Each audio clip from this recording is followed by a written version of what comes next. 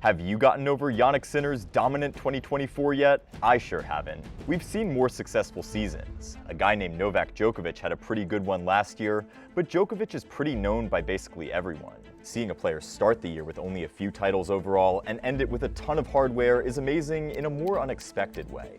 While a lot of people were predicting that Sinner would win a major in 2024, I don't think as many people were expecting him to go 74-6 this year with 8 titles, win 2 majors, and climb to the world #1 ranking in May and hold on to it for the rest of the year, and literally not lose a single match in straight sets. But the real question is, how did Sinner do this? How did he go from a steady top player for most of 2023, and we all know he got quite a bit better at the end, to almost unbeatable in 2024? We've been covering him all year, but I think I finally have the answer.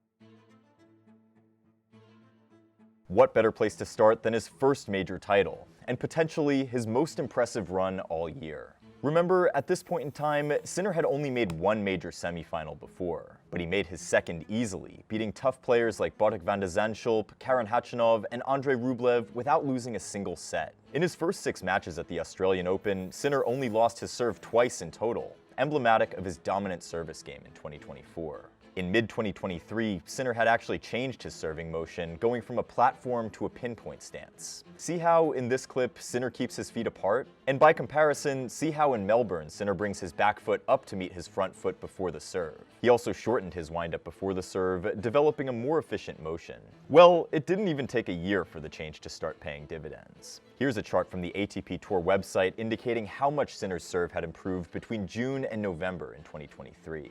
And here's what former player Greg Rusetsky said in that article. Quote, "If you take one player who in 2024 you think has got a real shot to make a final or win one, his name is #1 on the list right now." End quote. I'd say that's a pretty good call, Greg. Sinner played an admittedly out-of-sorts Djokovic in the semifinal, but still performed as well as anyone could ask, not giving up a single break point against the greatest returner of all time. This was the first time in Djokovic's entire career that he couldn't produce a break point in a best-of-5 set match, and the first time he lost in an Australian Open semi, which, if you ask me, is pretty good evidence that Sinner is a special player. Then Sinner beat Medvedev in 5 sets in the final, from 2 sets down no less, and once again breaking poor Medi's heart in Melbourne. This was actually the only 5-setter Sinner won in 2024, but boy did he sure pick a good one. To do it, he won exhausting rallies like this.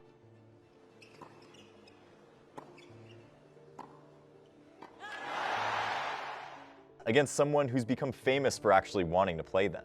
Medi was running on fumes, he'd spent 24 hours on court just to win his first 6 matches, but any way you slice it, winning this kind of point makes you a baseline god. Half an hour or so later, Sinner had his first major title. Now it's hard to immediately follow a big success with, well, more success. Think Emma Raducanu and Dominic Thiem after winning their US Opens, and what fulfilling that lifelong dream meant in terms of pressure, fame, and motivation. But Jannik Sinner, the man just kept on rolling. Sinner's winning streak in 2024 went for another 9 matches before ending at Indian Wells, when he lost in 3 sets to his rival Carlos Alcaraz in the semifinals. It was far from a bad loss. Indian Wells is probably where Carlos is at his very best, and besides, Jannik fell and hurt his wrist in the 3rd set. Every winning streak's gotta end sometime, right? Sinner was right back to his best in Miami, destroying top players Medvedev and Grigor Dimitrov like it was pretty much nothing. We didn't know it at the time, but he was also dealing with a significant mental burden throughout the tournament, but more on that later.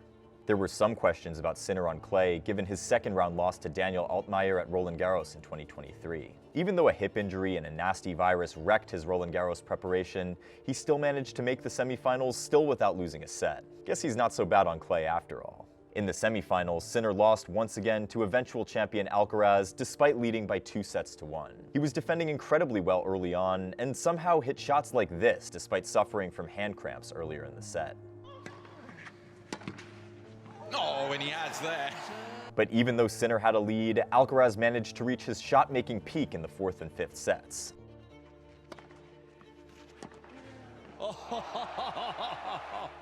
I mean, come on. And he won in 5. Sinner took the loss in stride after the match. Going into 2025, growing on clay is probably one of Sinner's priorities. His terrifying ground strokes do a little less damage on the surface, and he's more likely to have to play long, grueling matches. Sinner got a little unlucky at this point in the year. He had just won the Halle tune-up tournament for Wimbledon, while Alcaraz failed to defend his Queen's title.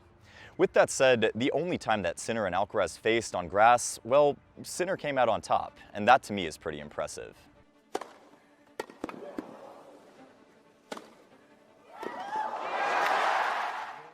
Sinner seemed like a solid bet to win Wimbledon, but one match short of the semifinal with Alcaraz, he woke up sick and lost to Medvedev for the only time in their 6 meetings so far this year. Honestly, Sinner didn't look at his very best to me throughout the tournament. A couple of his early rounds were close, and even after a dominant 4th set, he went down to Medvedev 6-3 in the 5th. Maybe he struggled to get used to grass, since that part of the season is so short, or he had some lingering fatigue from his illness before Roland Garros. Next, Sinner skipped the Olympics due to tonsillitis, and honestly, his vulnerability to illness might be a bigger weakness than anything else in his game.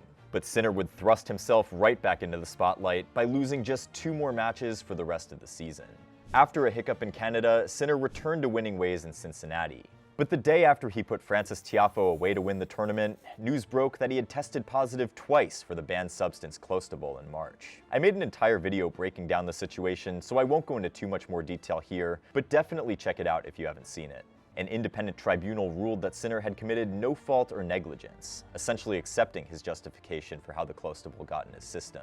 Maybe he just needed some more SuckerPunch in his system to get him through the tour grind. I know, bad joke. But for all of you that have watched me for a while, I sound like a broken record, but believe me, if you haven't already, you need to try the SuckerPunch hydration shooters. It's an easy way to improve your performance on court just by keeping yourself hydrated, avoiding cramps, and giving you the fuel you need to really push yourself to the limit. Click the link in the description and use the code Courtside-Punch at checkout for 25% off your order, and let me know how the shooters are working if you're using them already. Anyways, the World Anti-Doping Agency is appealing the no fault or negligence ruling and wants to give Sinner a 1 to 2 year ban. The results of the appeal are still pending, and honestly, those results will probably shape how we talk about this issue going forward. All the while, Sinner continued to control what he could control, smoking the field at the US Open.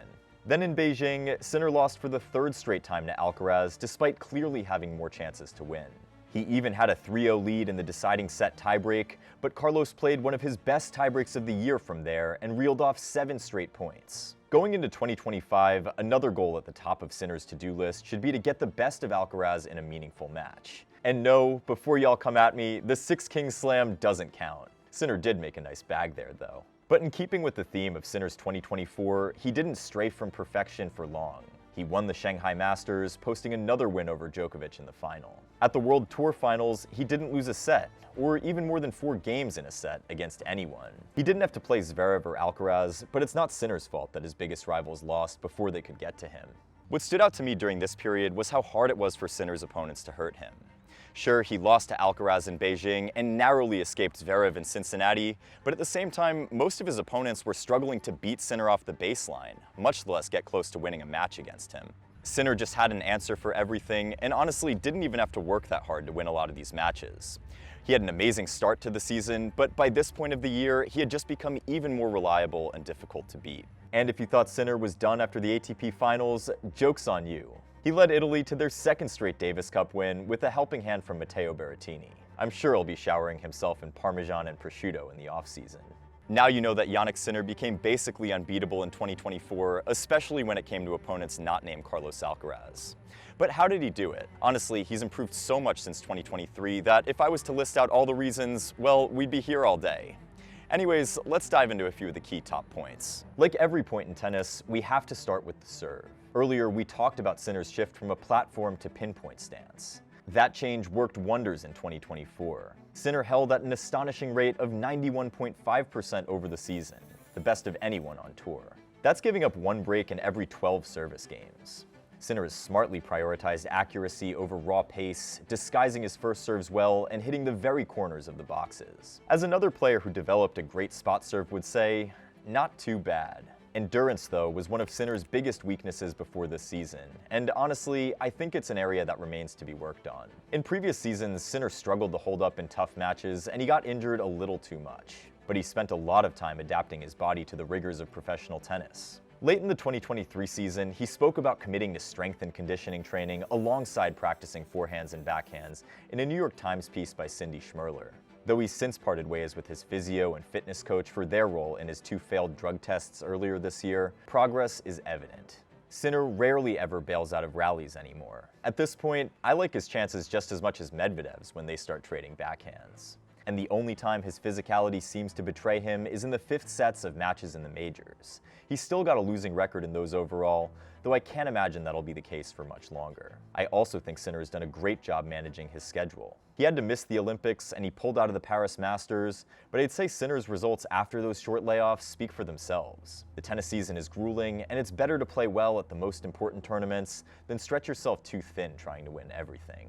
Sinner has always defended well, but his movement went to another level in 2024. Here's Tommy Paul after losing to Sinner at the US Open. He's unreal out of the corners. Hits a quality ball every time the ball's on his racket, and that's kind of what separates him. This point is a good example of exactly what Paul means. Sinner is on the run in this point, but you'll notice he's never off balance. He moves efficiently into the corners, slides into his shots, and recovers quickly to the middle of the court. Even though he's defending, he never really gives Paul a nice, juicy short ball. He's never desperate. His balance ensures that he can get off a hard shot even when stretched, like he does with the passing shot. And then there's just total insanity like this.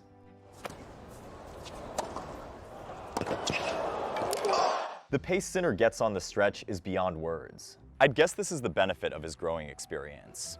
Sinner is just entering his physical prime, and let's not forget that he was a late starter to tennis. The guy learns fast.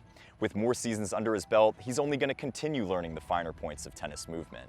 He already had the speed and raw athleticism, but now he's picking up the most efficient angles to take and which balls to chase. In other words, he's perfecting the skills to get the most out of his already immense talent. Now for the other piece of Paul's testimony, Sinner's ball striking. He's always struck the ball well, but in recent months he's found the perfect balance between offense and defense. On the attack, he overwhelms opponents with brutally fast ground strokes. Did anyone else catch that Casper Ruud quote comparing Sinner to Djokovic? That's quite the praise from the Norwegian. Sinner's ball striking ability can't be taught, and half of the top 10 would kill to have Sinner's easy, consistent power. But he has refined his ground strokes, always trying to make them deeper and more consistent, and it seems he's finally found the sweet spot. Sinner hits with relentless depth, and besides the occasional backhand that drops a little short, he offers up so few chances for his opponents to attack him. On the other hand, Sinner can now attack just about any way he wants. By the ATP Finals, Sinner was making use of every shot in his toolkit, and even adding a few more. In the final of the tournament against Fritz, Sinner hit a few drop shots that sure made it seem like he's been paying close attention to Alcaraz. At 15-all in the last game, Sinner broke open a totally even rally with a perfect forehand drop shot that Fritz just couldn't get to.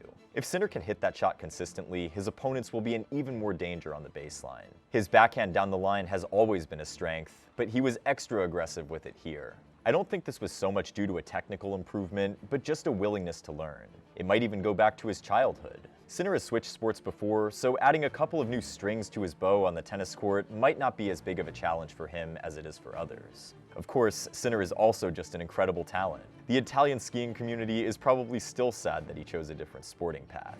Sometimes, talking about a player's mentality is a bit of a cliche. All the confidence in the world wouldn't make the number 50 climb into the top 5. And I fully believe Sinner would still be number 1 in the world right now, even with a worse mentality than what he has. But it's worth shouting out here.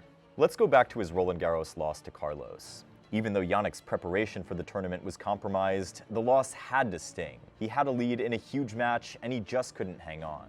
But in the press conference, he very calmly said that this was all part of his process. Obviously disappointed how it ended.